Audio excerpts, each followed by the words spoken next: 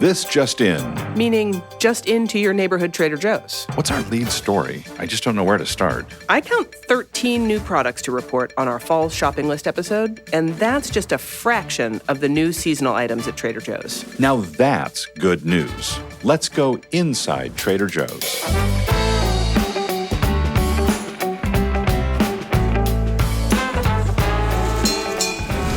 I'm Tara Miller, Director of Words and Phrases and Clauses. And I'm Matt Sloan, the Culture and Innovation Guy at Trader Joe's. We're going to have crew members Arlene and Hasmeek stop by soon to unveil some products they've been working on. But first, where should we start? Well, it's fall. We could be talking about the autumnal equinox, astronomical fall, or we could be talking about the weather, meteorological fall. Either way, you need to get ready for fall. Let's start with something pumpkin. That doesn't narrow it down too much. We have 73 pumpkin products this year.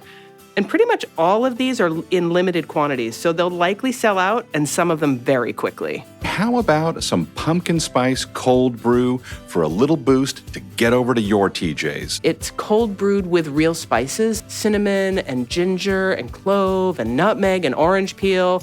This is a concentrate. So like our original cold brew coffee concentrate, it comes in a 32-ounce bottle, uses about half a pound of coffee to make that 32-ounce concentrate. It's going to be about 8 12-ounce beverages.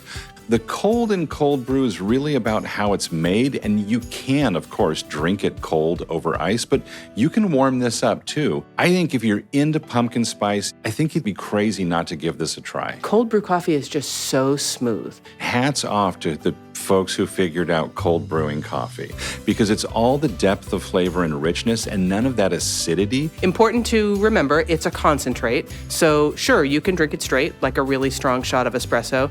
The intention is 1 part of the pumpkin spice cold brew concentrate and 2 parts milk or water or whatever liquid of your choice. But whatever makes sense for you is how you should drink it. You know what makes sense for me? What? Eating cake in the car on the way home from the store. We've become somewhat known for our Do you have a mini sheet self-driving cakes. vehicle? I'm interrupting. How do you eat cake and drive? Oh, don't eat and drive. I would never. Okay, pumpkin spice cold brew concentrate. I think a natural pair is the pumpkin spice mini sheet cake. Now, our mini sheet cakes have become a bit of a thing. I understand why. They're delicious. They're moist. You can stack them. You can eat them just as they are. You can eat them in the car. And suddenly I sound like Dr. Seuss. You can eat it wherever you are, near or far, on a distant star. But the pumpkin spice mini sheet cake is brand new this year. Just in. Just arriving. Its intended arrival date is the same day that this podcast is going to launch on your podcast Imagine, how player. did that happen? It's just delicious. And I guess what really takes it from being a pumpkin bread recipe into sheet cake territory is that wonderful cream cheese frosting. Dig in with that purse fork, everybody. The top of the cake makes me think of like a really exclusive resort where they rake the sand every morning before you go down. There is nothing sandy about that frosting. It is delightfully creamy. Well, thanks for keeping us on track. Hey, you know what's an improvement on pumpkin? Vanilla pumpkin. And we're talking about a soapy situation, a vanilla pumpkin scented hand soap. It does smell good enough to eat, but please do not. Now, this is not necessarily a new thing. Yeah, for several years, we had a vanilla pumpkin hand soap and hand cream, like a duo in a little caddy. We got a lot of feedback that people liked both of those products, but that the caddy was kind of unnecessary, right? Like that's We'll carry our own club. Matt, that is pun number 1. We're keeping score now? Always. So this year they're separated. Okay. They're still very They're much still talking. friends, Yeah. but they're separated. Okay. It's amicable. For me, it has a buttery, creamy kind of smell, almost like a sheet cake. It's really warm and comforting and sort of soothing. If you got to wash somebody's mouth out, it's something to think about. Hey, surprise, surprise, that one's going to show up in our stores pretty much today also. Kismet. It's pumpkin season. We're all excited about the arrival of all the pumpkin products, but there's also so much more to talk about. As promised, Arlene is here with us. She's been working on a drumstick kit. Are you ready, Arlene? I'm ready. I mean, for some jokes. Oh, okay. Oh, boy. Okay, speaking of drumsticks, what's the last thing a drummer says in a band? What, Matt? Hey, want to do one of my songs? Okay, and more. What did the drummer call his daughters? Anna 1, Anna 2. Oh, God. Okay. Okay. Why did the drummer have to sleep on the couch? Why? He snares too loud. Oh, boy. Okay. Did you hear about the drummer who writes in hieroglyphics? No. Lots of symbols. Oh, good grief. These are not musical drumsticks, Matt. These are chocolate-covered drumsticks. These are pretzels behaving as drumsticks. I'm remembering this now. And Arlene, I'm remembering a certain someone who might have given you kind of a hard time about developing this product. Who would that be? Well, I mean, I'm not going to name any names, but it rhymes with schmat. Thank you for reminding me. Break it down for us. This is a drumstick kit. What does that mean? You can put it together in 3 simple steps. So it starts with these mini pretzel sticks and soft caramels that you molded onto the pretzels with your hand. And then you warm the chocolate in a microwave and dip the pretzel with the caramels into the chocolate. So it kind of creates this drumstick looking shape. And then you sprinkle orange, red, and white non-perils sprinkles on them. And they just look completely adorable, like mini drumsticks. Like chicken drumsticks. Like chicken Except there's no drumstick. chicken in Or it. like turkey drumstick, maybe? Or turkey drumstick. Yes. Right. Not as big as the ones at like Disneyland. No. Right? They're like a couple inches long. I'm going to open this box. First of all, the box is adorable. I think designer Bobby, I think she worked on that.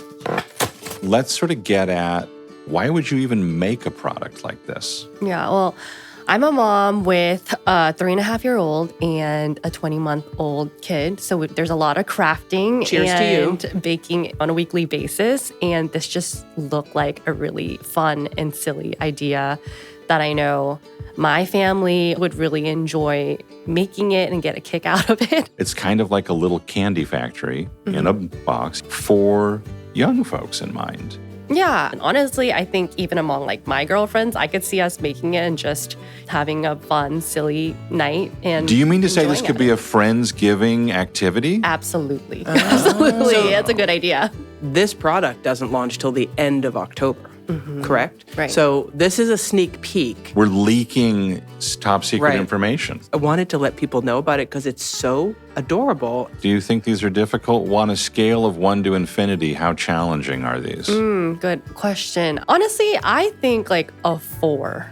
I'd say a From 4. 1 to infinity, a 4 is pretty great. I might even be able to accomplish It this. doesn't require an artist to make. It's not long and elaborate. It's not super messy either. Speaking like a mom with 2 kids under 3. So yeah. I think Yeah. it'd be great for the kids to then serve these.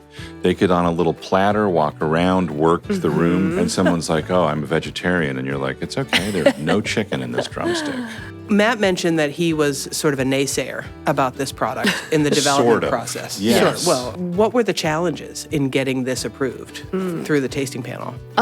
Were there challenges other than Matt?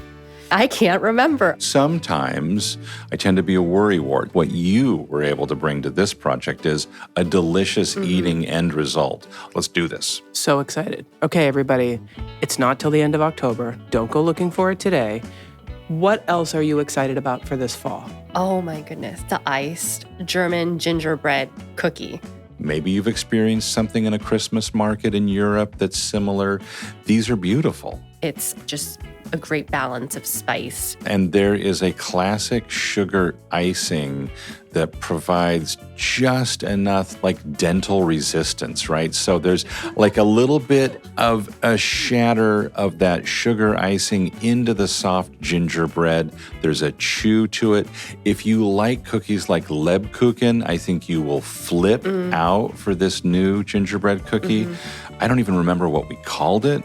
It was like iced cookie. Something like that. Oh my gosh. That's like We're still pun number working 2. on it, obviously. Iced cookie. Arlene, I'm appreciative of the fact that you developed this product because I think it's super cute and people are going to love it.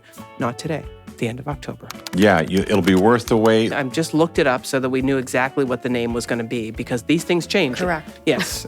Trader Joe's German iced gingerbread soft spiced cookies. That's a little bit of a tongue twister. Thanks for coming by. Thank you. So, Matt, we have something else that's super cute and really yummy, but a little bit on the higher brow scale of things. Always ready for a highbrow moment. Highbrow doesn't mean high price. Great clarification. It's a really delicious Trader Joe's all butter apple shortbread cookies. When we say all butter, doesn't mean 100% of the recipe is butter, but butter is the shortening of choice, the fat of choice. I think butter should run for office. Butter, the fat of choice. These are shortbread cookies made in England. This is like the perfect accompaniment to an afternoon tea. We're going to open it up. Every cookie has a cute little apple stamped on it. I just think they're adorable. Cute. They smell really nice. Not like a green apple candy apple, but more like a toasted apple. That's a really delightful flavor. Tastes like it's made with apples, not flavored by something adjacent to apple. It has dried apples and it has apple juice concentrate. So they're super appley. Keep those on hand for when the neighbor pops over. Those taste like fall, and those will be in stores around the middle of September until they're gone. They come from a relatively small supplier in the UK, and we ordered really as many as they could manage to make for us. I love the idea of these on a dessert tray with sliced green and red apples, like just all together. Actually, I would add to that dessert tray this next product. How about that for a little bit of a segue? Apple pear white Stilton. These cookies with that cheese would be a really nice combo. This is young Stilton. It's not young Sheldon.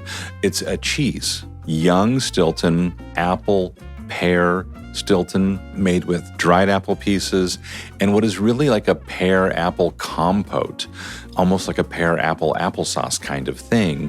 This is a really fun cheese.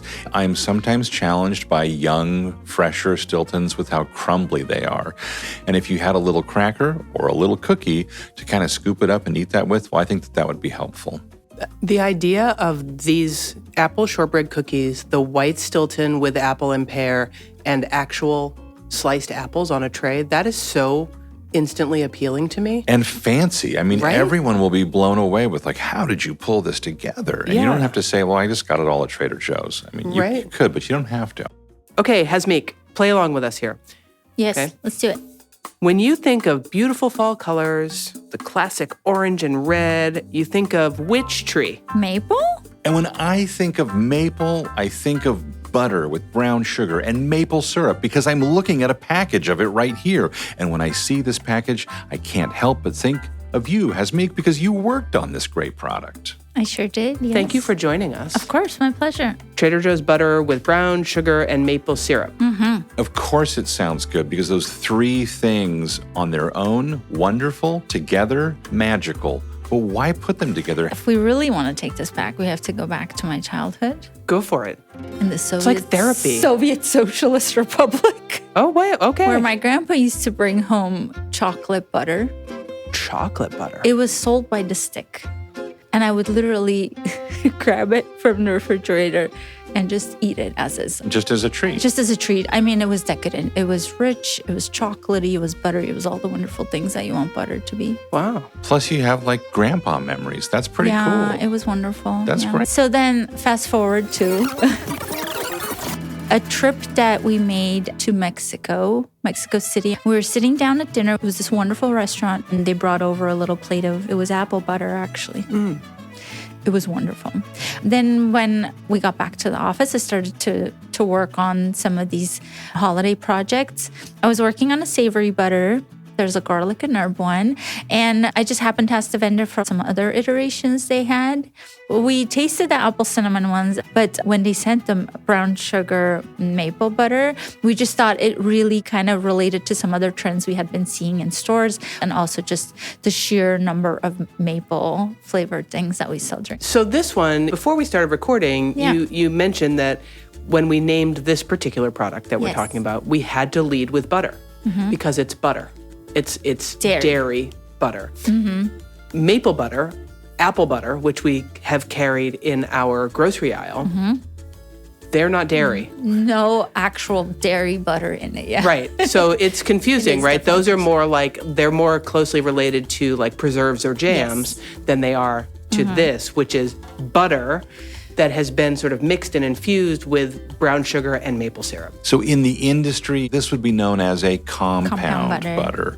Yeah. So it's butter compounded by other things. And Yes. we've tried selling compound butters before in like little tubs. And this format, which is in just like a little package, a little like a wax paper package, and it's just a little roll of butter. Yeah, I think it's so approachable. And one of the reasons why we thought maybe the tubs didn't work as well is because they kind of hid the product. You couldn't really tell what they were. With this roll, I think it's perfect because you can just cut like small pieces of it and place it I on think top if of you're going to use a pat of butter, Yeah. this format conveys that's what you can do, whereas a tub feels like a spread, a something else. Of course, this is going to be amazing on toast. Yes. Of course, it's going to be wonderful on pancakes or waffles, but I want to go further out. Like, I'm thinking of a grilled cheese sandwich with apple slices and brie, or maybe even leftover turkey or something, and butter the bread with this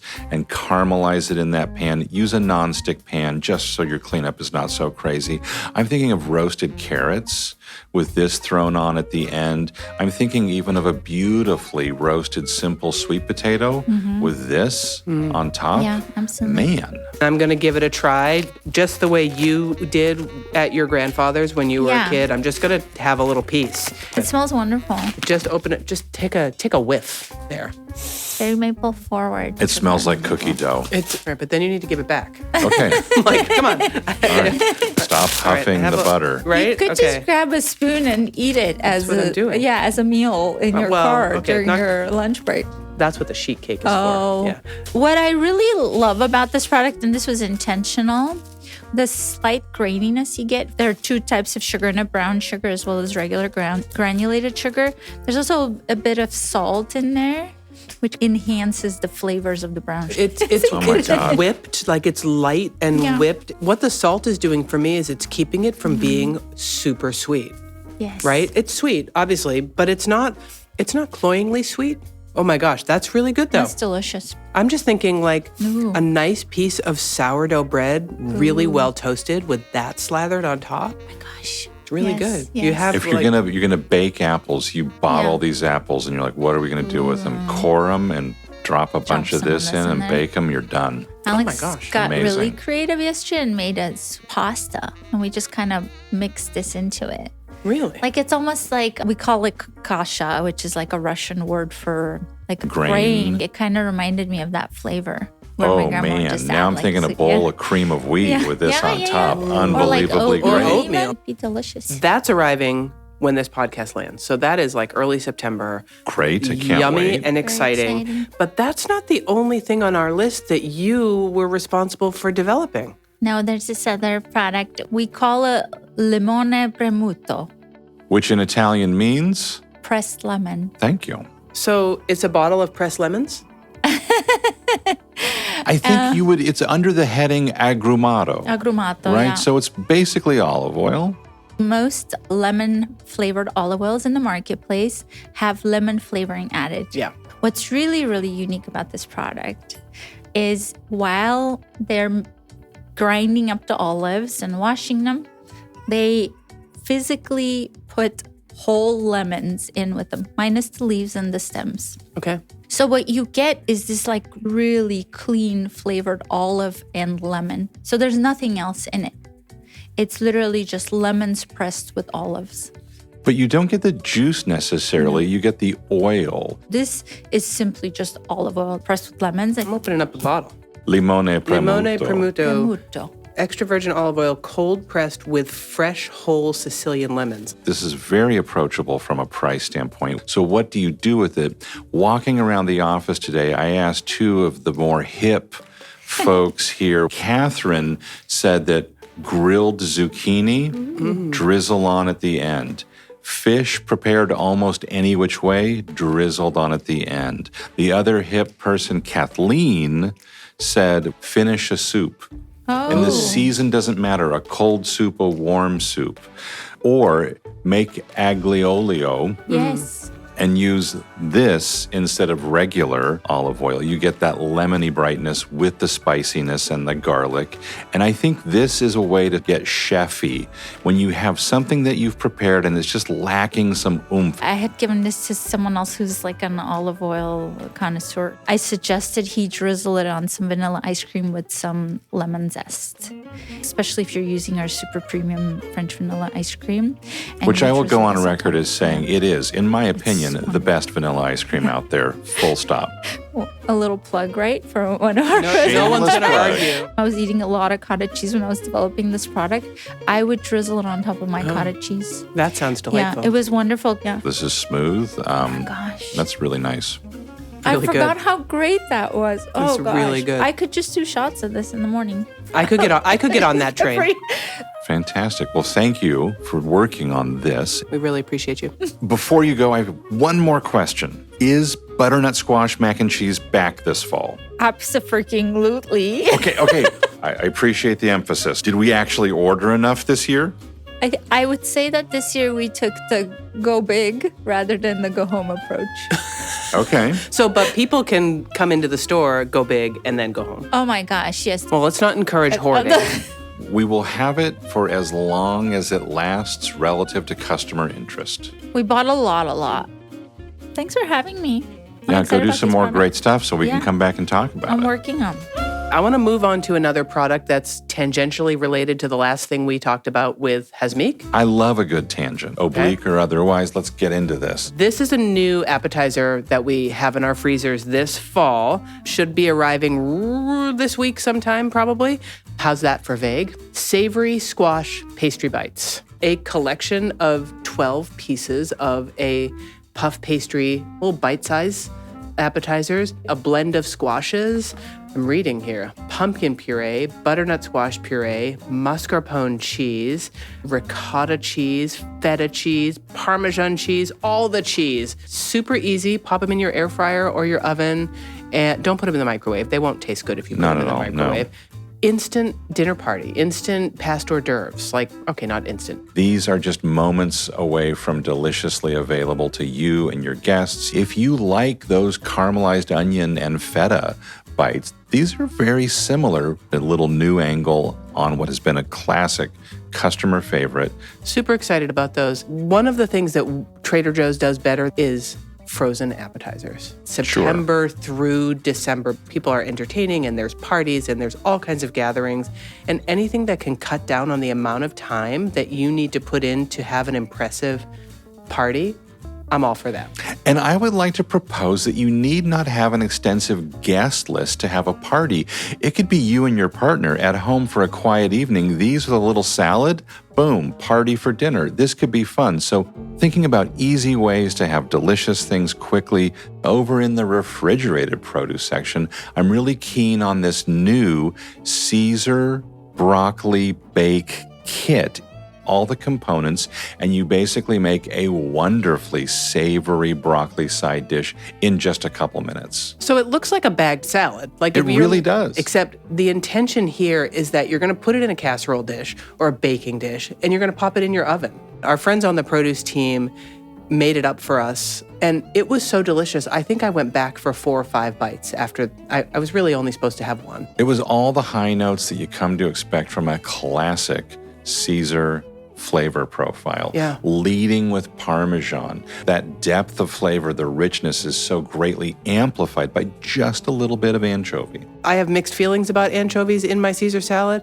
This was delicious. So I was unaware that I had anchovies. It's the flavor that, you dare not utter its name, but when it's there, you sense it. Toss all these ingredients together, pop it in the oven for 15 or 20 minutes, and you have this very impressive side dish. I think the phrase broccoli Caesar bake is going to be on a lot of lips this season. I think you're absolutely right.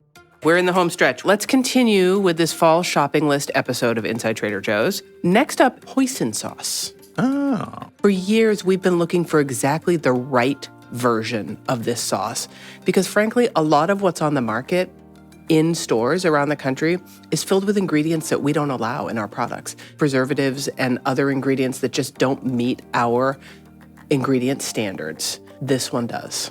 I think this is the perfect time, the fall.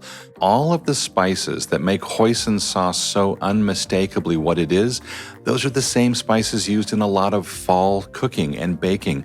Pumpkin spices, cardamom, star anise, black pepper. Those are the kinds of things that are in gingerbread. And while you certainly might know hoisin sauce from a good moushu wrap as that sauce within the moushu, try it in other places. Use hoisin sauce to just add some extra oomph and emphasis to anything. Like if you have eggplant and don't know what to do with it, lacquer it, glaze it with hoisin and roast it. Roasted root vegetables, great with hoisin sauce. If you have a soup and it's falling a little flat, a spoon of hoisin sauce. Of course, hoisin is classic with Chinese-style barbecue. Fattier meats, but I think it's really great on vegetables. I think it's interesting on sandwiches. How about mix it with peanut butter and some sesame oil to make a really, really flavorful peanut sauce? I think that's great. I think if you're making a vinaigrette and you want an extra angle on that vinaigrette, not a lot, just a little bit, maybe a tablespoon of hoisin sauce in lieu of mustard. Taste it, tinker with it, get it to where you want it to be. We plan to make this an everyday product. This is not a fall only. This is not a limited edition. This is something that we plan to have on our grocery shelves for as long as people show us they want it. I hope it becomes a go-to flavor enhancer in your kitchen. And I think of cardamom as like being a really interesting aspect and flavor of a classic hoisin sauce. And then I look right ahead of me, as happenstance would have it, I see another cardamom product. So cardamom is just everywhere. What is cardamom? Well, I know what you're thinking. Cardamom is not what you do to a young mother who's buying alcohol. Always with the puns with you. The flavored coffee space is where we sort of have a lot of room to do some interesting things. And this one, it's so on point for what people are talking about right now. Right now, you see cardamom in baked goods, and you see cardamom in sauces, and you see cardamom in coffee flavors. And it's sort of the moment. This is a cold brew coffee, a ready-to-drink, ready-to-go cold brew coffee. Okay, wait. We started this episode with a cold brew coffee concentrate. So this is of an important point of differentiation here. If you drink the concentrate as is, too strong. This one, ready to drink, says so right on the bottle. This is Trader Joe's vanilla cardamom flavored cold brew coffee. It's a 32-ounce quart bottle. It's really nice, and it has fall-ish flavors, mostly supplied by that cardamom, but the vanilla is a smooth, desserty kind of aroma and flavor that I really like. And I love that we're finally catching up to a spice that has been used all around the world to such amazing purposes, cardamom, and we're sort of just getting warmed up to it, just starting to understand it. And having it in this coffee, well, it's a treat. So you said warmed up there. Was that a pun also? Sometimes I just fall into this stuff. We have more episodes of Inside Trader Joe's to share with you, you know. Don't leave us hanging. Oh gosh, please hit that free subscribe or follow button. It is free and worth every penny. Until next time, thanks for listening. Have a great fall. And an even better landing.